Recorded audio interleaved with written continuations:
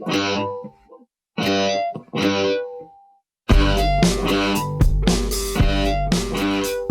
there, it's Phil. Welcome back to the show. This is Phil Fisher Podcast. I'm here with Christian Taylor. Hey, Phil. Hi, Christian. How are you? Purple on the inside, gray on the outside. Yeah. I like it. Thank you. Like a funky new Oreo. That's me. That they're coming up with almost on a weekly basis. That's right. And Sky Jatani. Hi. Black on the outside, kind of dark on the inside. I don't know what I'm supposed to take from that. Hey, it's a podcast. What do you know? Hey, it's a podcast. Hey, we got video. Hey, it's a podcast. So Lenten here. The Phil Fisher Podcast starts right here. Oh, we'll talk to Sky. Hi. Hi. And Christian, too. I don't like it that you're so over this. Just be nice. Hi. We've got a lot of questions here from you. That sounded like Bob. From you. Hi, kids. I'm Bob the Tomato. Hey, it's a podcast. So Lenten here. The Phil Fisher Podcast starts right here. The Phil Fisher Podcast starts right here. Remember when we used to do that every week? We'd do a different character voice. Boy, that was a long time ago. And then we ran out of the character voices, except for one of our listeners kept going through VeggieTales videos to find highly obscure, one-time only voices, and then requesting that I do them, and then I couldn't remember who they were or what they sounded like. I remember that. And then it turned into kind of a logistical nightmare to try to keep track of all the characters. And then people started requesting characters that I've never done before, like Arnold Schwarzenegger, and then it got silly. And then it just got silly. And then it got dropped altogether. And then I just said that. But you know what? You know what we haven't stopped? What? The stupid playing ukulele. the ukulele. No, we did stop the stupid ukulele. Well, there was a time it disappeared.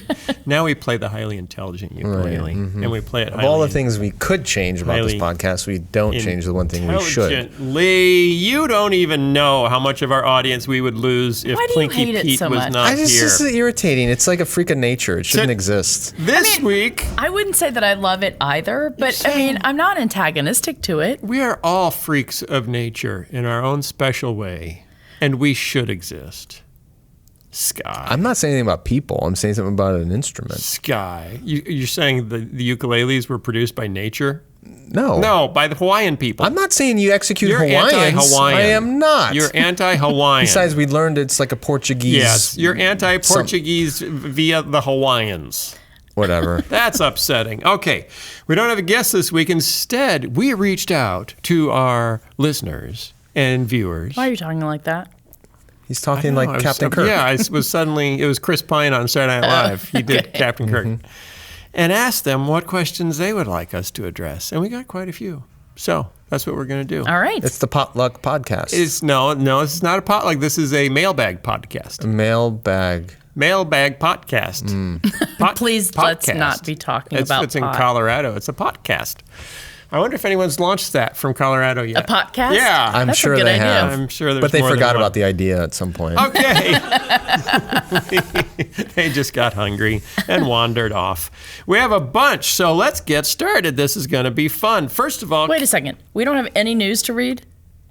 Oh, we're going to do these first. Okay. And if we have... We'll stumble into If we have news. time left over, we may wander into news. Because there is a lot of news, just in case you haven't been paying attention. What? Well, there's just so much. Do you want me to go down the every list? day. That's true. There's news every day, especially, there's a lot more going on once we started 24-hour cable networks. Before that, there wasn't nearly as much news as there is now. Right. That we need a lot more news. And I'll point out that we did not have global warming before the Weather Channel. Really? Yeah. Wow. Conspiracy. And we didn't have Donald Trump before the Game Show Network? No, we did. Was it? I don't know what produced Donald Trump. Kent says, hey guys, any new recommended podcasts, Christian or not? Oh. Christian or not? Yeah, what are you listening to? That'd be a new? good podcast. Christian? No, that it's would time. be a great podcast. Is it Christian or not? It's like, will it blend? Right, or will it float? Will it float? From David Letterman. Yeah.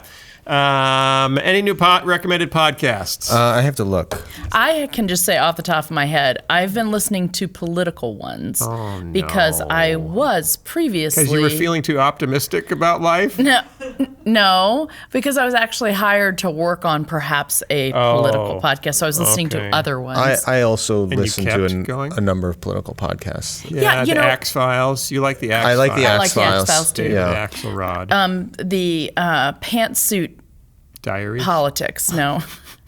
I think it's pantsuit politics, I think. Okay. Yes. I like the Weekly podcast. The Weekly podcast? Yeah, it's just called The Weekly. Oh, sorry, The Weekly Planet. The Weekly Planet. Yeah. Is it news? Well, The it's politics? comic book movie news. Oh. But it's with two Australian so guys. The Daily Planet turned into the Weekly Planet. It's the Weekly Planet, yeah. Let's do the Monthly Planet. We could do that once a month. But the Weekly Planet is these two Australian guys, and it's just the accents. You know, we're all suckers for an Australian accent. Yeah. But they talk about comic book movies usually, and Star Wars and stuff like that. But only Australian comic book movies? No, I think they're all the same. Oh. It's the MCU, the Marvel Cinematic Universe. Mm-hmm. It's not just like the hemisphere. It's the universe, so it applies to everybody. That's one. Okay.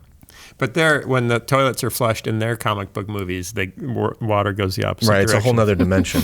Yeah, okay. I've been listening to a lot of business-y podcasts, which probably wouldn't be that interesting to that many people. There's some interesting ones.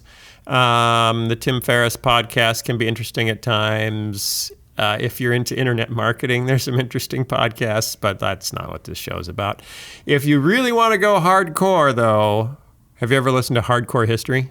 Oh, I Yes. have. I love that one. Yeah. Yeah. And it's hardcore because some of the episodes can be 6 hours long. Like a single Wow. podcast episode, 6 hours Yeah, some long. of them really get to me. What are you doing? I was playing my favorite podcast by accident. Well, that's not what we do here. I got another one. What? It's a short one. Like they're 20-minute episodes usually. It's Yeah. called Presidents Are People Too. Really? Yeah. So it's fiction? No. So every episode is about another, like they just did Gerald Ford and they did I would Chester love Arthur. that. And it's just interesting things about their story that you may not know. What do you do with all this information? Is this like, oh, that could be a good sermon illustration someday. Sometimes. Oh, that could be a good devotional illustration. Sometimes. Okay. But sometimes it's just... Chester Arthur had a tortured relationship with God. So this morning, thank Jesus Can you name a single thing about Chester that Arthur? you're not Chester Arthur. No, I See, can't. exactly. And I don't really feel bad about it. Okay. One more that I listen to. Yeah. Indivisible. And I listen Okay. to them to educate myself. Oh, that's good. Yeah. So that you can show off to Sky. So that I can Look try what to keep look up with what I the two learned, of Sky. you. Look what I. Okay, can I ask you something, Christian? Because Oh, you're a voice actress, and you do a lot of voice work, and I you're very do. good at it. Is this related to the? It is questions related for- to it. It is because there's a number of podcasts I listen to that have women, on the podcast, and I've noticed that a lot of their voices annoy me. And the common theme is I think they tend to be younger. Okay. So like is it the uptalk? it's the uptalk and it's the vocal fry. Vocal fray? fry, Is that what it's fray? Yeah. Fry. Yeah. I heard Like a that- story. I listened to a story about that on a podcast. Did you? Yeah. But I'm noticing it everywhere now, and it's really annoying me. And to be completely fair, like some of these podcasts I'm listening to, these women are brilliant. Like they're Yeah. very So you don't like intelligent. women. But the way they sound makes them sound dumb. Guess what? I actually went to a coach to teach me how to do that voice Why? so that I would be hired more, and it worked. Everybody always asks for the almond breeze demo, which is my vocal fry. Almond breeze, almond milk makes everything good even better. From the recipes you bake to all the bowls of cereal you make, because inside every almond is the goodness of Blue Diamond almonds. The goodness of almond breeze. Wow. That made me think you need to wake up before you do voiceovers.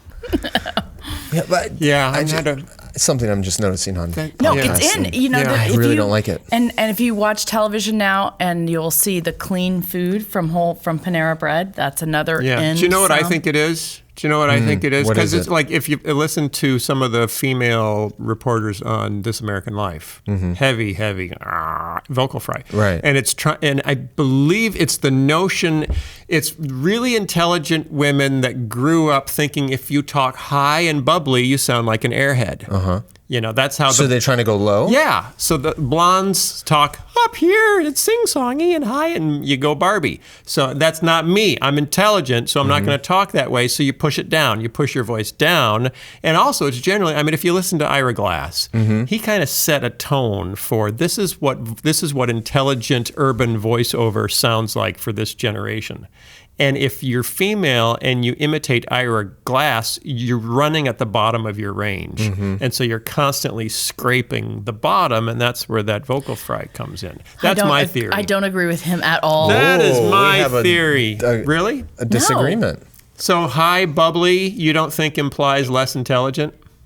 Well, I'm not disagreeing with that. Okay. I'm just saying the Legally way that blonde, that kind of? yeah, I agree with that. But Okay. the way that people come up with, what vocal thing is in is by advertisers and marketers doing studies But what's to the figure out. origin Yeah, of but this? where does it come I from? think it's the Disney Channel. What? I think it's Do the you hear Disney a lot Channel. of vocal fry on the Disney Channel? Yeah, I don't know. But you hear a lot No, of you're making that upspeak, up. a lot of uptalk. Yeah, Well, the dumb sounding. I think that is because who are we marketing to? Predominantly millennials, and I just the maybe vocal you're right. fry though is Some people love it, some people hate it. It's not everybody's cup well, of it's tea. the combination though too of the vocal fry And the uptalk. and the uptalk, and I don't know. I am the beneficiary of many, many brilliant, intelligent women who've taught me over the years, from elementary school, high school, college, graduate school. I mean, there are brilliant women out there, and there's plenty in the media. I don't understand why they're speaking this way. Do you think that makes it harder for people to consider female pastors as an option? Well, not every woman talks like that. I don't talk like that. But it seems to be a growing trend. Yeah. It's a cancer on society. this is one of those things where you can't. I don't know if it's the way we've been enculturated or if there's something truly physiological about it. Go with it. But I do think this is going to sound horrible. How do I make this not sound horrible? I think you're halfway down the stairs already. You might as well fall into the basement. I think because women tend to have higher voices, it can be less appealing to the ear. Would you know that there is absolutely a statistical fact that boys are, I don't know. Dumber. No. Say what you were going to say. No. That Say may what be you were going to statistical say. fact. They tune out the female voice to begin with. Oh, because they get tired of mom? I don't know why it is. And girls but don't? Genetically, they're made that way, according to this study. I can't tell you what it is, but if you look it up, I'm sure you'll find it. But anyway, so the low, deep voices, they pay attention. That's why a mother can say things 500 times to her boys and nothing happens. But as soon as their father walks in and they speak, things happen. Kind of depends on the family. It does. You can't overgeneralize these That's things. true. But yes, I'm just saying, I I'm think, citing a study. I think women, Yeah. because they talk at a higher register, it's harder for them to gain larger audiences. There's always exceptions. We're but- really not going to get through very many questions Well, I'm just- if we okay. go this deep into what's And this the- was just a culture. question from Sky. This wasn't even a Well, I listener was asking question. Christian because she's an expert. Thank you. Mm-hmm. Okay, if you could have one person from the Bible besides Jesus be a guest on the show to interview, who would it be and why? Just one? Yeah, just one. You start. I'm going to go with Paul. Okay. I'm going to go with Paul because it seems like he would be quite talkative and opinionated. He wrote a lot of things that we now debate. Yeah. And it would be nice to get some definitive answers. There'd be lots to talk Like, about. what did you mean about that whole head covering business? Yeah. Yeah. Either that or John to talk through his visions in Revelation in depth. Not bad. Tell us more about these horses with locusts in their noses and fire in their eyeballs. He would just say that that's what he saw. They didn't have locusts in their noses. I made that part up. Right. They had lion's teeth, though. They did. Well, it's a toss-up for me between Peter and David, mostly because I interesting. identify with both of them. Okay. They share a lot of similarities. Yeah. I don't know. Do I have to pick one, or can I just say? No, Peter or David. Well, because one might not be available. So Okay. you want to back up. Right. Well, you guys, those are all very hard to beat suggestions. Thanks, Guy. You have to pick someone different, though. Well, if assuming the apostles you have picked are all taken, David's not an apostle. well, fine. Okay. I don't know. I would be intrigued by Job, although I'm not convinced he was a historical character. if he were a real person, I would definitely, that would be up there. You know who else I want to talk to? Two people. No. Hosea and Jeremiah. You know why? Oh, no, I don't know why. I just think it's unbelievable how those two men loved and followed God like so diligently that they underwent horrible things, crazy horrible terrible, things. I mean, yeah. we erroneously think that if we follow and obey God, like wonderful things are going to happen. But biblically, it's totally the opposite most of the time. Like when you're following Him, We won't have our best life now? we may not. In fact, it could be really bad. Oh, man. So I would love to ask them what that was like. Like how in the world, in the midst of God telling you to marry a prostitute several times and have your children have these terrible names, how did you do that? All right, I'll go with James. James. Oh, that would be a great good. one. That's a good one. Because you guys took all the others. Yeah, But okay. I'll go James. There we go. I wish we could do that JT podcast. says, hey, and this is a good question for Sky. Can you direct us toward a good primer on spiritual disciplines? Celebration of Discipline by Foster. Richard Foster. Ding, That's ding, a ding, good ding, primer. ding. There's also There you go. the Spiritual Formation Handbook by Renovare, which is Richard Foster's thing, also is a simple kind of... So it all comes back to Richard Foster. And Yeah, pretty much. Jan Johnson's more Jan recent stuff Johnson. is really great. I've been using it. Somebody wrote me an email and asked me, and I started with practicing the presence of God. So it's been fantastic. Awesome. Okay. This is another good one for Sky from Thomas. How do you distinguish between essential and non-essential doctrines? That is a good one for Sky. That's a very good question. I think one way people have historically defined those is with creeds, like the Apostles' Creed would be a collection of what many would consider essential. So anything that shows up in the creed for that group of people is considered essential? Yeah, but I mean, the Apostles' Creed is generally accepted across many, many different Yeah. Christian traditions as an core historic, tenets. an historic confession of the faith. But it also doesn't include a ton of things that Christians take Right. different stances on. So that would Right. be one. One person put it to me this way: you should have a lot of things that you hold opinions about. Just a small collection of things that you consider are your beliefs, and the number of things that you have as convictions, like things you would die for, you should probably be able to count on one hand. And if you have more than that, then you're getting your categories probably a little bit too mixed up. Okay. So we get 5 or less. Okay, so what would True. you consider the essentials? Oh, wait. Now you're taking this into a much bigger, longer... I'm sure that people want to know this. No, they don't. Yes, they do. They don't care. Sky. Yeah, I'm not going to go there yet. Why? Because it's going to alienate somebody unnecessarily. That's like a half-hour you conversation. don't have to name all we got the 20 more essentials. questions. Well, I can give God you is God. Here, I can give you I'll start. Here, wait, God is wait, God. wait. That isn't Back even up. a statement. God is real. It's easier He's the one true God. He's the beginning and the end. He's God. Okay, And well, you already filled up that's your hand. one. You're done. That's not one. You can't have like subpoints. That's one. God It's is not the like one one true per God. That's knuckle. one. Jesus is his son. Hold on, back that's up. 2. I think it's easier to talk about something that's non-essential. Why? Because Yeah, that's it what is people easier. like. Here, the current one that people are really getting bent out of shape about is the traditional view of marriage between one man and one woman, an essential doctrine of the faith. Oh, Right? yeah. See, that's too messy. I just think we should go with the things we know to be true. But this was something that a number of years ago no one would even question.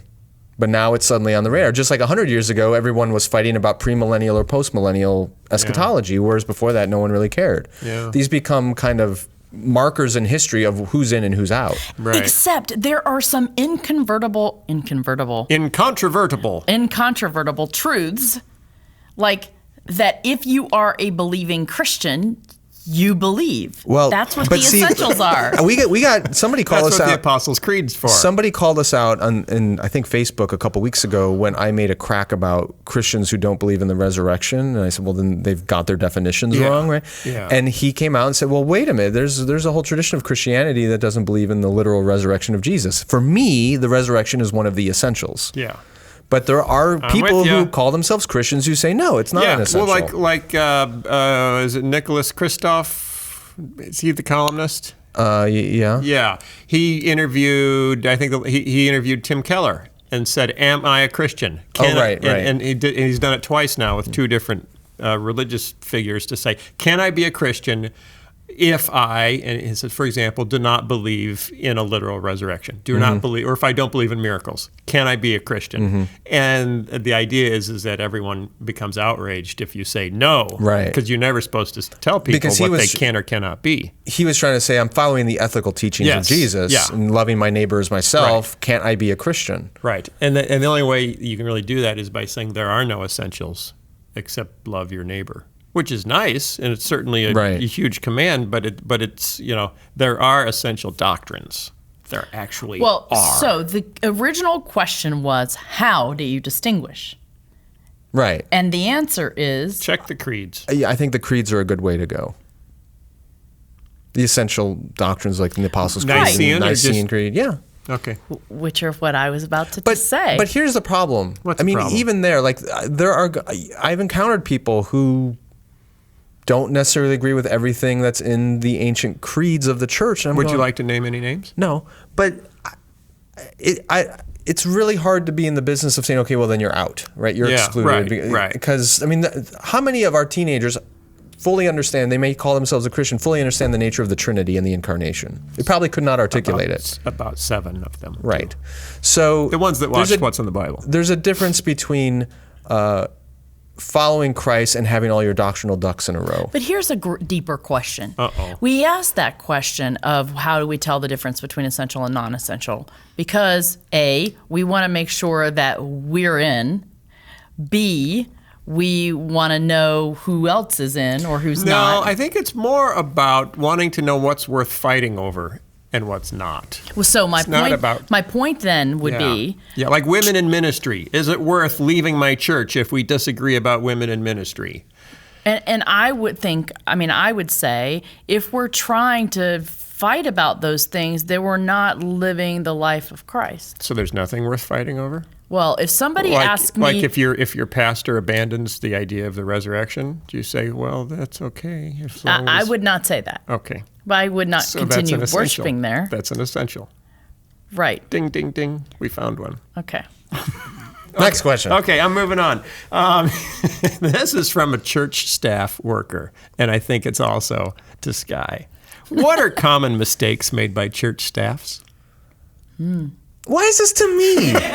Because you're the only one here who's been on staff at a church. But you've all been parts of churches. I can absolutely answer I have an answer for that. Let's hear it. No, you go first. No, you have your answer. I don't have my answer. Okay, so we wanted to be in a small group Bible study, and we approached the church who said, come and let us know if you want to be in one of those. And the small group Bible pastor person wrote my husband, or my husband wrote him, and like 6 months later finally wrote and said, oh, I'm so sorry I didn't answer your email until now, but we'd love to put you in a group. And Jeremy wrote back and said, awesome, when can we meet? And then we never heard from the guy again. That is a bad... So poor follow-up. Bad church staff policy. That's not a policy. That's just bad email management, which I have been quite guilty of myself. So. Yeah, well, that's bad. Okay. No, my bigger point is I think you really have to be attentive. Customer service. And Good to customer people service. in your congregation. Okay. Yeah. That seems like a high priority for church staff. Right. Common mistakes made by church staff. Okay. So this is kind of at a higher altitude. Okay. What a shock. Then email interaction? No, but it actually relates. Okay. I think the most common mistake is, well, there's so many. I could write a book. Here's the next book. Ding. Ding. I'd say the most dangerous is believing that it is your job to run the ministries of the church. Wait a minute. What do you mean? I mean, when you look at Ephesians 4, Paul says that Christ has given leaders to the church, and he categorizes them as apostles, prophets, evangelists, teachers, and shepherds. He's given these people to the church to equip the saints to do the works of ministry. And there's a couple of things you got to unpack there. Number one, church leaders are there to equip other people. Mm-hmm. And we tend to view the lay people in the church exist to equip the staff people, right? They give us money, they give us volunteer energy so that the staff person can then accomplish ministry. Okay. Right? Rather than I as a staff person should be equipping the people. So basically, but the other big mistake they make is, and we all make, is when we read the word ministry in Ephesians 4, we automatically assume that means church work. Yeah. That's not what Paul meant. What do you mean? The word ministry originally, obviously there were no church buildings, there weren't elaborate programs, there weren't any of those things. And when he wrote that, ministry, the word ministry literally means an act of service that brings glory to God. And that can be a lot of things. This was from your Redeeming Work seminar. There was, a lot of that in that seminar. So a lot of church staff people think that their job is either to do ministry and get a bunch of volunteers to help them do it, or the ones who get the first half of Ephesians 4 right think that my job is to equip more people in the church to do the work of the church. And it's neither. It's actually to equip those people to live intimately with Christ so that when they go out into the world and into their lives, they do acts that bring glory to Jesus. So it's not about the internal functioning of the 501c3 organization. But do you think alone? It's also about equipping them. If we go back 150 years, churches 125 years, churches in the U.S. did massive amount of social work.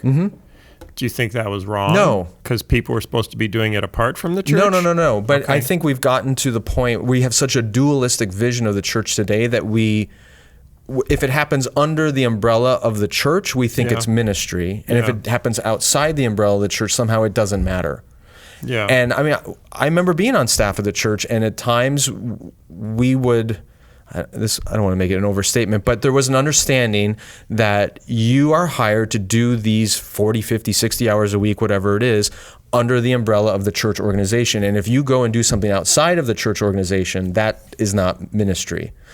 And same thing with, what do we measure? Are we just measuring how much volunteer time and effort are people putting within the organization, or do we have a bigger vision of what we're here to do? Yeah. So I think we just on staff, you can get really myopic and just see the entire world and the entire ministry as what's happening in the walls of your church or under the umbrella of your ministry. And that's not a biblically faithful model of ministry.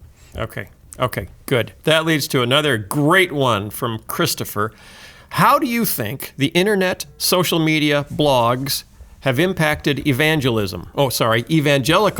How have the internet / social media / blogs impacted evangelicalism? Are we headed for a new reformation? A digitally inspired reformation? I have one word. Yeah. Badly. You think they've affected evangelicalism badly? I do. In what way? By making what? How? How would you summarize it in a sentence? Too much Kardashian, not enough Jesus? No, I just think that people's view of evangelicalism is very negative for the most part because of what they read and what people say. Okay. In their comments and in their blogs and in their... So then if there were fewer comments revealing the bad things we do, the people would think more of us? I think we need to stop talking and start living. Okay. I think we talk too much about... And we don't, like, particularly online, we don't... I tweet, therefore I am. You don't tweet substantive stuff. No, I don't. I hardly tweet at all. You do blog about substantive stuff, but sometimes that doesn't go so well. No, I make videos about substantive stuff. I think social media's had the effect on evangelicalism that it's had on everything else. Which is good? It's balkanized us. It's what? Balkanized us. Turned us into Vulcans? Balkans. What does that mean? To balkanize means to compartmentalize. It's a sister planet from Balkans. to separate into little groups. Oh, yes. So, yes. One thing the internet has done is if you are a 50-year-old man who loves Disneyland... Is this a hypothetical? Hypothetical. Okay. You can find the 3 other people who are 50-year-olds. A million? Who you can specialize million other people? So you end up getting these little silos of clusters of people together through digital connection that would otherwise never be able to find each other. Yeah. And in one sense, that could be a great thing. Yeah. The downside of that is you can create a whole social ecosystem where everyone you encounter and engage with thinks exactly the way you do. Yeah. Right? We see it in our politics, right? It has polarized our politics. So fragmentation. And what's happened in the evangelical movement is what used to be a very wide but more or less cohesive movement has fractured into all these subgroups that are now battling one another. So you have the reform people against the non-reform people. You've got, the pro-women in ministry against the anti-women in ministry. You have all these different groups, and everyone's fighting with one another. So you don't have anything at the center that's binding it all together, and they're kind of spinning off and fighting with each other, and it's really hard to have this broader evangelical consensus. I mean, look at the fights that people get into online now, about and what are not essential issues. So, is there any chance that this would lead us toward kind of a reform movement, or does it just a thousand little whirling eddies of? I think we're waiting for a another revival. Yeah, I think it's going to take some sort of spiritual revival. I think the next revival starts on Instagram. Okay, you may be right. I'm not going to argue. Because you have to have a picture. You have to have a picture that goes with the quote, the catchy quote. That's true. I think what you're seeing with the internet is sort of the critique that Roman Catholics have of Protestantism. When Protestantism emerged through the Reformation, some people say, well, it was a great thing that brought us back to the teachings of the early church, and some would say, well, no, what it actually did was create schism after schism after schism, so now we have thousands and thousands of Protestant denominations, because after Luther broke from the Roman Catholics, then so-and-so split off from the Lutherans, and then it just keeps splintering. It's a free-for-all. It's a free-for-all, because the moment you have a disagreement, you go, I'm out of here, we're going to go start our own church, and now with the internet, you have that to the nth degree. And we used to keep doctrine together with the sword. We'd kill people if they wandered off too far from the ranch. Now we just destroy them online. And so we've lost that. Since we no longer have the ability to string anyone up or burn them, there's no controlling where doctrine goes. Right. So you're advocating public hangings? Martial law? Yeah. Well, where people are kept in the largest groups typically requires the most application of force. So if we've decided that's inappropriate, then people are going to splinter into progressively smaller and smaller groups. Right. Until everyone will be their own denomination. I will be the denomination George Barna Phil. many years ago called this the first church of the individual. Yes. Thank you. Yeah. Thank you very much. Okay. Christian, what are your 5 favorite Cubs? That is a tough one. Of all time? Of all time. Okay. So most of them are recent because I'm really in love with the Cubs. Yeah. I do love Ernie Banks. Ernie Banks. He's not recent. No, he isn't. I like Ryan Sandberg. Ryan Sandberg, 2. I adore Anthony Rizzo. Anthony Rizzo, 3. Ben Zobrist. Ben Zobrist, 4. And I know it's really hard to pick my last one, but I have to say, David Ross. David Ross! Really? Okay. I love Grandpappy Ross. Because he's on Dancing with the Stars? No, that has nothing to do with that. Poor guy. He needs to stop that. He is not a dancer. Okay. Wow. Are you watching? Yeah. Well, yeah. Oh, okay. Phil Vischer, that's me. This is one for me. Hey. Any future video projects? Why, yes. I've hinted several times that I'm working on something about family devotions. Did you write this one yourself? No, it's from a viewer. It's a plant. A viewer named Vil Pisher says, hey, Phil Vischer, any future video projects that we can get excited about saving up our money for in the future?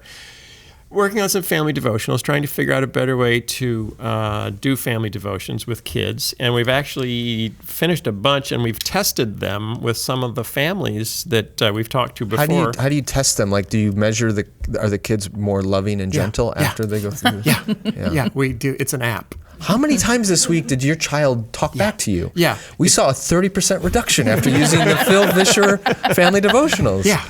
Boys, he got your number. That's exactly what it is. We've tested some of them already and gotten feedback from parents, so we're trying to figure out how to If they don't work. roll it out. We'll keep you. What do you use for like the placebo? The placebo was Sky's daily devotional. Oh, boy, that's fun. And the control group did better.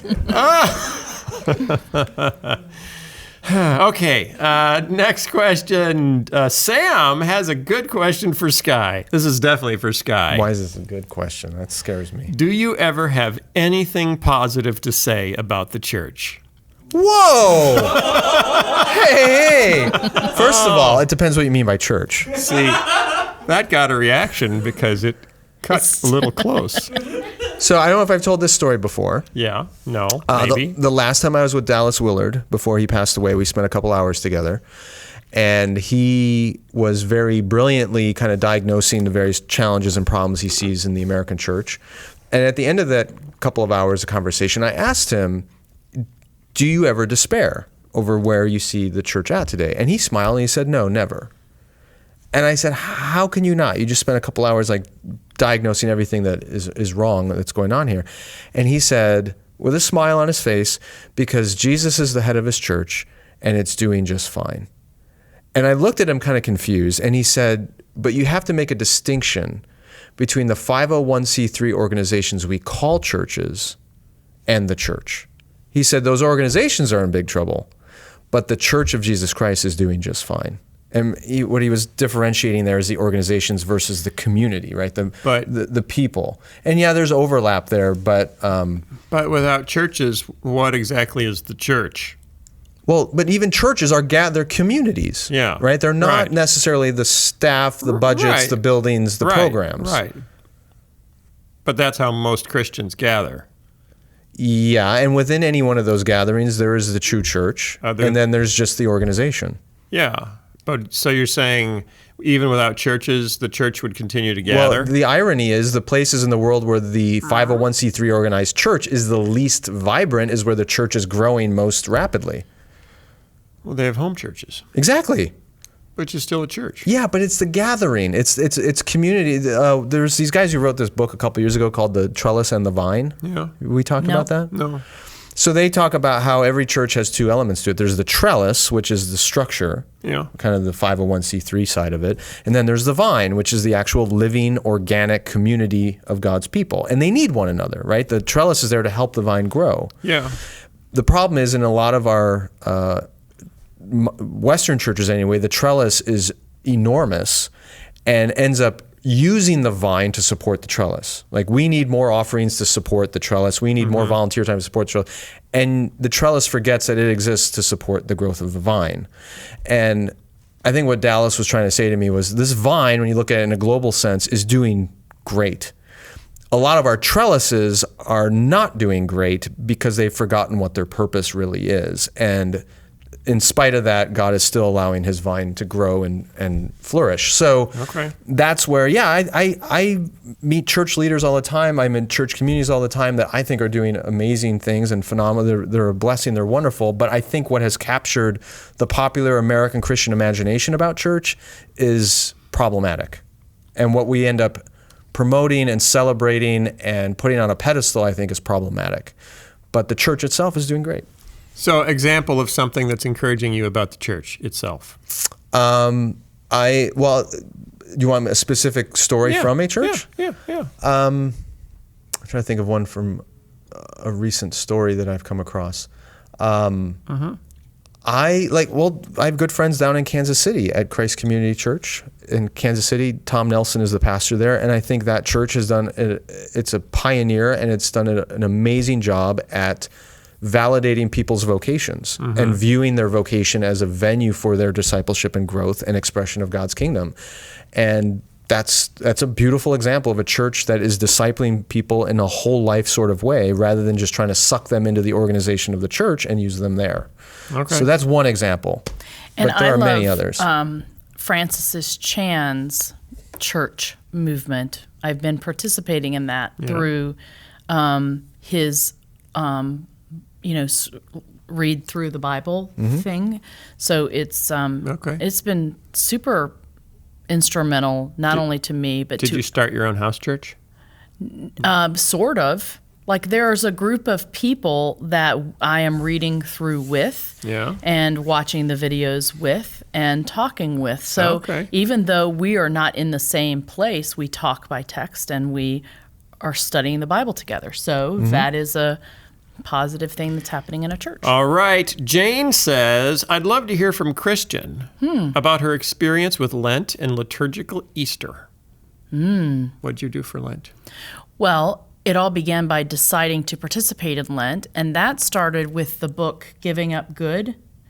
Oh, yeah. The Good of Giving Up. The Good of Giving Up. Yeah. Right. We with had that author on. Aaron Damiani. Yes. So it started by reading that, and that was what really showed me that Lent wasn't just about giving up something. Yeah. It was really a way to enter into a worship of, who Christ was and is. And then I decided from there to participate in the practices that have been long-standing in the church. So I prayed about what to give up, and I gave up chocolate chip cookies and reading the news before 12 in the day. And how did that go for you? It was awesome. Like, I kind of want Lent back. I think you could probably do that. I know. I have thought about that, and I think I might. Because I'm not as disciplined. Yeah. Like, there's something that has changed in letting that go. And so I've been pondering the loss of Lent, truthfully. Like, why was it so easy for me to give up chocolate chip cookies then and reading for the this news? Specific period, because there's a specific period of time. And But it was exhausting in another sense, in that I was so focused on being devoted and diligent that I relaxed a little afterwards and was thankful for that. And so I feel like there's got to be a balance somewhere in between. But what was really neat is I did learn the examen by going to an Episcopal church down the street, and for Ash Wednesday, I had not done that before, and so that was a new spiritual discipline.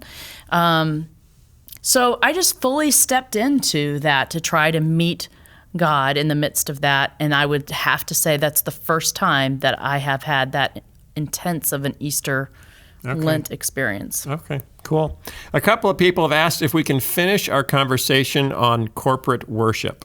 What was that? That was last week or 2 weeks ago, I don't where know. What did we say? we were saying we were talking about why it is important to worship in a church community together, and why God says that that's important. And then you were like, that's a whole podcast that we could do. Well, we should have done that the first question, shouldn't we? Okay, you want to table that for We can future table. I can't recall exactly what I said last time. I think that we truly ought to take a moment. We might need a guest, though. I think we should. I think we should. Expert. Yep. I think we should think about who we can have on to aid us in the discussion. Okay. Could you list your top 3 favorite faith films, either made specifically for the Christian audience or not? Which begs the question, do you have 3 favorite faith films? I do. Or films that deal with faith in any way? See, this is the kind of question that you should have given us in advance. Yeah, sorry. Okay, Well, I'll you have start with yours. Christian. You can Okay. start with yours. I have 2. Okay. I don't have 3. Okay. Well, And what are your 2? My 2 are odd. Okay. One of them is a short film from the 1980s.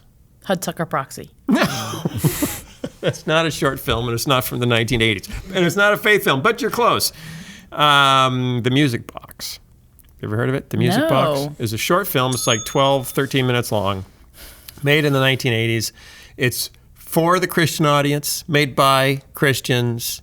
It is look for it online. I'm not sure where you can find it. I haven't seen it in years. But it's kind of symbolic. The music box representing the gospel showing up in one man's life, and angels showing up every time he opens it, and they start singing. And it's really, really cute film. It's one of the only, honestly, like intentional, we're making this for Christian films that I actually thought, I like this film, even if it isn't for Christians. This is still a good film.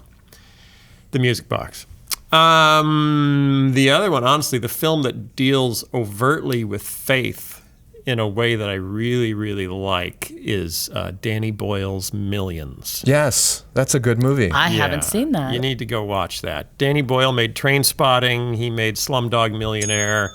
What was his last one? He just did another big, ambitious one, and they're weird, so they don't always... I don't remember. Yeah, anyway... Millions is really good, though. Millions is about a British kid who is completely obsessed with the saints of the church and collects their stats like their baseball characters, baseball stars, and a bag with millions of pounds falls into his backyard, actually thrown off a train, lands in his backyard. He believes it's from God and sets about to give it away to the poor.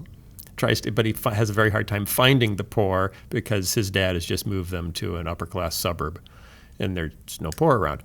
So, really good film, but basically it's his family has lost their faith because the mother died. And so this is a reaction. They're all reacting in different ways to the loss of their mother. He's the one hanging on to faith, and he has to hang on to faith for the whole family. Millions. And again, that's a movie where I think, okay, I like this regardless of the faithy elements. This is just a good movie. Yeah. And there aren't a whole lot of overt faith films. Lion, Witch, and the Wardrobe was pretty well done. I like the old cartoon version better. Oh boy. Okay. I don't. What do you got? Well, I have to say, mine are not favorite because they're good up front. That's odd. Hey, we're using a different metric here. Yeah. Mine are favorite because of what spiritually happened inside of me while watching them. So, okay, Mark of the Beast. So I would say this one is a good movie, so it doesn't really count. But the first one is Star Wars. Don't laugh, but it's Star Wars. Something spiritually happened inside you during Star Wars. Well, the concepts of the Force, and you became a Buddhist during Star Wars. No, it's just there are spiritual concepts there, and for me, it helped me visualize some of them. Okay. Facing the Giants was another one. Okay. Which is Something not happened? a good movie. It affected you? It did. So, in fact, it was critical in my process of becoming a working actor at the moment, because I was at this time in my life where I was really trying to decide, what was I going to do? I felt God had given me these gifts. I had, previously been an actress before marriage and children, and I thought, are those gone and dead forever, or is God going to use them somehow? And in the middle of the show, where there is this prophet figure that goes through the high school, praying for all of the different players, he says to the coach, he tells them a parable about, two farmers that prayed for rain. Mm-hmm. One prayed and the other went out and plowed his field. And, he asked the question, where do you think the rain fell? And I really felt that was the Lord prompting me to go out and do something, begin to do things. Don't just sit there and wish for them or want them, but trust in me that I have given you these gifts and go act as if you have them. And so I did, and I began that not just in my own work acting life, but in other things, just to step forth in faith and do things. So that was a profound lesson he taught me during that time. And then The Lion, the Witch, and the Wardrobe was my third one. Okay. Okay. Sky, do you have any? I don't know. I mean, do you have any? None of the ones I would mention are explicitly faith films. Yeah. But they have themes of redemption or sacrifice. Iron Giant. That's a good one. I love that one. There's a little movie, I don't know why this came to mind. I was talking to one of my kids about it the other day. There's a movie probably from the late 80s, early 90s with Kevin Costner and Elijah Wood when he was a little boy, called The War. Have you heard of that movie? No. It's a really, really good movie. Kevin Costner it's set in the 1960s, late 60s probably. Kevin Costner is a returning Vietnam vet suffering from PTSD. Elijah Wood is his son. And the story is mostly about the kids in this neighborhood who are all building a treehouse fort, and their rivalry with the Lipnicki kids, who is these barefoot kids who don't have a mother and who are being raised in a junkyard, basically, by their dad. And they're just obnoxious, undisciplined, horrible kids, and there's this battle. And it's just fascinating to see Elijah Wood's character trying to figure out why his dad is so screwed up from the war. But his dad also shows him examples of mercy and kindness to these Lipnicki kids. And it's just for me, it's an incarnation of the gospel in a non-religious movie, but it's still it's loaded with what I think we would consider godly Christian themes. So movies that I'm attracted to are more like that. They're not explicitly like Jesus, gospel, church. It's more redemption, forgiveness, sacrifice, those kinds of themes that come through. Right. Okay, I hear you. Do you see any Marvel films strike you as highly redemptive in that sense? Well, we just did, Josh and I just earlier recorded a new review for the Guardians of the Galaxy Volume 2. You've seen it? Yeah, we saw it this weekend. And they're on top of things. I don't want to ruin it for anybody, but there's a number of interesting Christian themes in that movie, particularly around sacrifice, redemption, and Hacksaw Ridge. I definitely heard that, but I could never watch that. See, that's where I'm double-minded. A movie like that, I think, is a beautiful, powerful movie with a lot of amazing Christian themes, but it is so gory. Yeah. That it's Silence. Same thing. I loved Silence. Is it gory? Well, it's graphic. There's some graphic stuff in it. Our pastor was talking about it this weekend, and I can't watch that. They do bad things to people. I don't really like movies that do bad things to people. I don't either. I can't watch them. Not that that doesn't happen, but I just don't really like to rub my nose in. If I put them in my mind, they don't go away. Yeah. If I visually see them, they don't. My wife is the same way. Yeah, so I can't do it. So if I have to do it, then I can't bring my wife. Yeah. And I'm watching depressing movies alone. Yeah, that's not good. No, that's not a good step. Okay, I'm going to summarize every question we answered. Not very likely. Oh, Sky Jitani. He likes to theorize that social media has caused us to balkanize our church into little tiny groups. And we've lost our doctrine in the soup of individualism. If you're worried about radio not lasting, don't worry, friends, 'cause everyone's podcasting, and we got some suggestions for you to put some new podcasts in your stew. And if you're looking for faith films, well, we don't have jillions, but Christian likes Star Wars, and I like Danny Boyle's Millions. Go check it out. All right, that's about as far as I can go without completely breaking down and everything. Me too, Phil. Going to heck. You can still get, last week he talks about Sky's new book, and we are giving away the first 2 chapters of his book for free. That's right, absolutely free. Just the first 2 chapters have a retail value of $499, and we're giving it to you for free if you text to 44222, okay, text to that number, the word Skybook, SKYEBOOK. You can get the first 2 chapters of Sky's book free, and it's got pictures, and it's really cool, and you're just going to love it. And thanks to everybody who already signed up for that. Yeah, and the book will be releasing in the next couple of weeks, and we'll make you aware of when and where you can get it. I'm having some website troubles, if you haven't heard. But you can get the free chapters. That is working. That is definitely working. Definitely working. And on the show podcast or the show website, you can also get to where you can download it. I just don't know how to tell you how to get there over this podcast. Okay, so do the other thing. 44222 Skybook. Send it in. Oh, we had one last question that we forgot, but I really need to hit it. Who is your favorite intern, and why is it Jason? This question was submitted by Jason.